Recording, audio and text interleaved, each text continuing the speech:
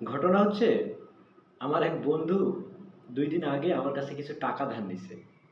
হুম? তো হঠাৎ আজকে দেখা সকালবেলা দেখতেছি চায়ের দোকানে বসে চার সাথে চা খাচ্ছে। তো দেখে আমার ডাক দিছে। গেলাম। যাওয়ার পরে বলতেছে, বন্ধু আমার তো ঋণ পাতি ভালো লাগে না, বুঝছো? তো তোমার থেকে টাকাটা নিছিলাম, টাকাটা নাও। হুম, আর চা পাতি খাও। তারপর